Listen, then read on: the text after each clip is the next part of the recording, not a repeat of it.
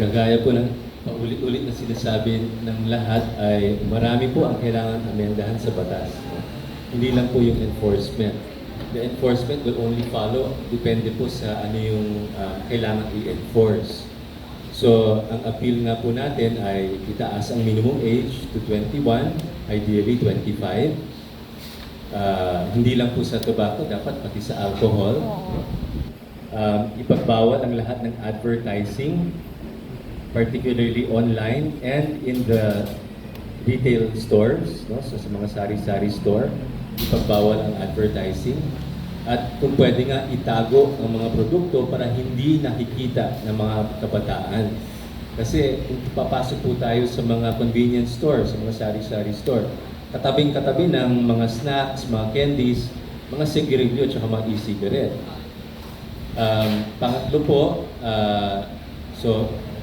is to ban all flavors kasi we know na very attractive po ito sa mga kabataan and it also sustains their addiction. At pang-apat po is to expand the scope ng mga bans on use in public places para talagang protected po ang public, particularly children, from exposure to the smoke from cigarettes and e-cigarettes.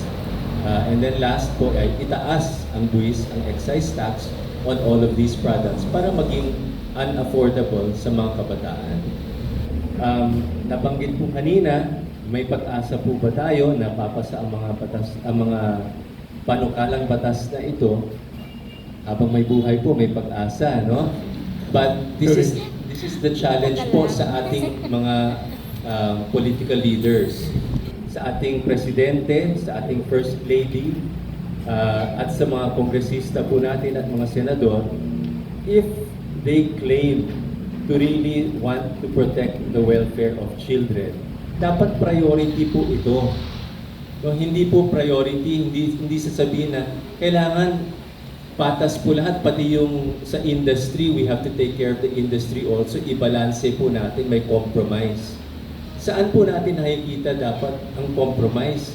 Ang pinag-uusapan ay kalusugan at karapatan ng mga bata.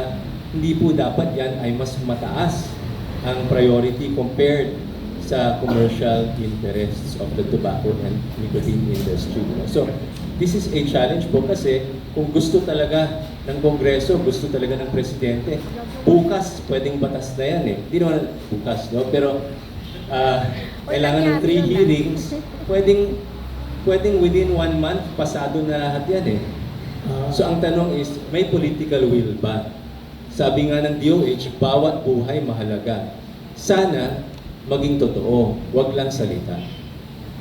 Thank you po. Last note na lang po.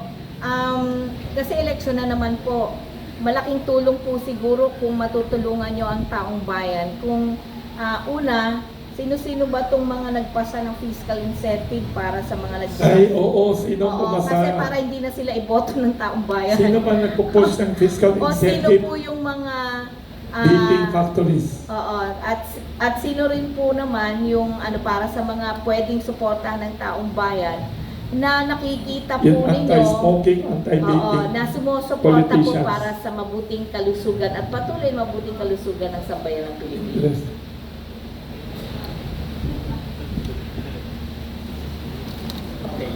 Sa amin po, I think yung mga nagpanukala or yung mga nagpapanukala ng batas, ang panawagan lang namin ay unahin po natin yung mga panukalang batas na para sa kalusugan talaga.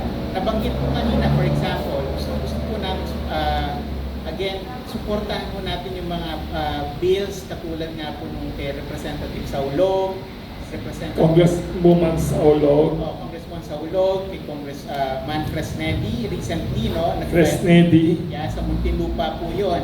Pati rin yung kay Representative, yung kay, kung si Congresswoman Natasha Ko will file, supportahan po natin sana. Natasha Ko. Ito yung pagpapalawig or pag-strengthen ng ating mga batas para pagbawalan yung mga kabataan natin sa paninigarilyo at saka sa pag-vape. So maganda pong panukala yun. Nabanggit po kanina yung itataas po natin yung age of access from 18 to 21.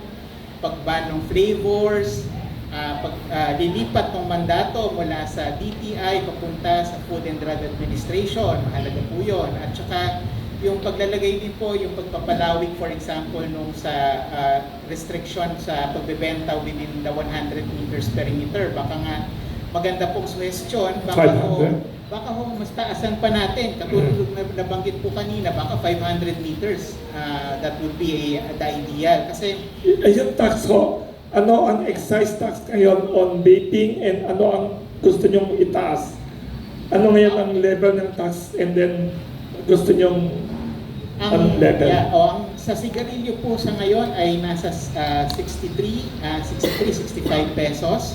63 or 65 pesos. Sa ngayon yan po yung Cigarettes. kasalukuyan sa Yes. cigarettes. Ang sa vapor or vape products ay mas mababa po, nasa 45 pesos lamang. 45 only. So Oo. anong gusto nyo? Itaas itong 63, 65 including the 65 itaas pa? Opo, sana po ipantay yung tax rate ng vapor at saka heated tobacco products doon sa mga ordinaryong sigarilyo at itaas pa natin. Panahon na para itaas pa. Ano yung 63, 65? Opo, kasi Anong amount ang pwede nyo i-propose ngayon in public? Pag cigarettes and vape, anong ideal amount? originally po ang aming hiling noon is 90 pesos. Kailan kayo humiling ng ganyan? Ano pa ho yan? 2019 pa ho yan. So hindi pa adjusted to ano yan? Oo, So yan ang hiling ninyo 2019, 90 pesos? O minimum pa ho yun, sir. Minimum? Kung kaya pang itaas, edi mas mabuti. Kasi po, ang sinasabi natin dito, Yes. ay yung purchasing power po ng ating mga kabataan na Yes. naaabot na nila yung mga produktong ito katulad na nga Yes. po ng vaping. Kaya ang iniisip tuloy nila, naniniwala sila sa sinasabi ng industriya Mas mura daw. na mas mura, mas magandang alternative compared sa sigarilyo kasi nga mas mura sila. So mas murang lason. Mas murang lason. Parehas na lason. Yun ang punto dito. Parehas na lason po ang vape at ang tobacco or sigarilyo. Magkano, gaano kalaki pa itong industriya? Bakit napakalakas nila sa gobyerno, sa public awareness, sa advertising? Magkano ba ang vaping and cigarette industry in the Philippines every year? Gaano kalaking negosyo ba ito? Bakit ang kulit nila? Sorry Anong pinag-uusapan dito? Bakit sila malakas? Bakit kayo mga underdog, kayo mga nandito? Parang David and Goliath. Magkano pinag-uusapan natin dito?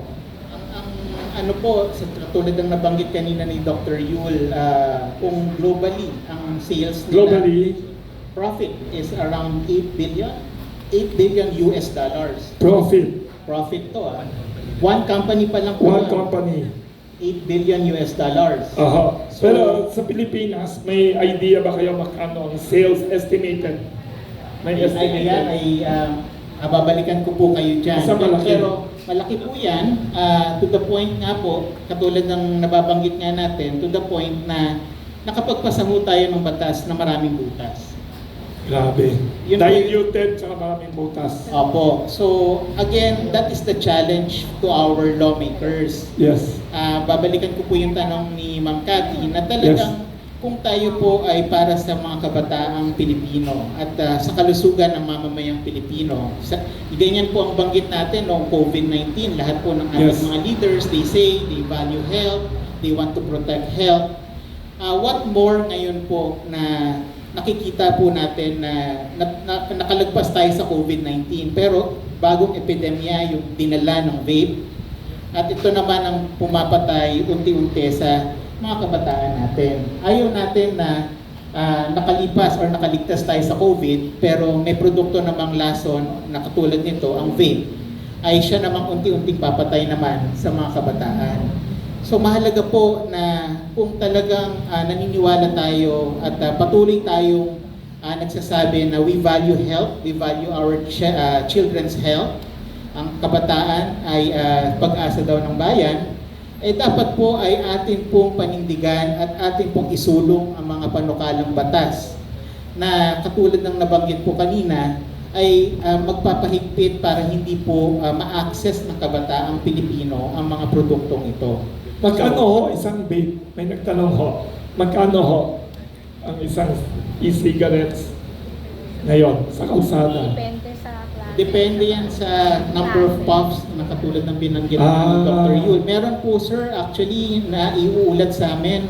Meron na pong below 500 na mga produkto, yung mga disposable. May disposable na po ng mga vape products ngayon na tipong ma-reach mo lang yung number of puffs, pwede mo nang i-dispose. So, talagang naging mura po siya before refillable. So, yung nakikita natin maraming kabataan sa lansangan, sa kalsada, malnourished na sila, undernourished, tapos yung pera pang dapat sa pagkain, vitamins, sa pupunta pa sa ganyan. Tama ba? Oo. Actually, sir, yun po ang isang malaking problema natin na imbis na tamang nutrisyon or pagkain, ang kinatutunguhan ng kanyang katulad ng kay Albert, imbis na yung kanyang pinagtatrabahuan ay papunta doon sa kanyang pantulong sa sarili niya or sa pamilya, napupunta pa sa bisyo. Kasi sabi nga niya, ako naman yung kumita ng pera. May magano siyang banggit. Pero yun nga yung nakakalungkot doon. The reality is part of nung kanyang kinita, pinaghirapan, ay nasasayang lang sa pops na ginagawa niya. Thank you. May tanong dito. Hello po.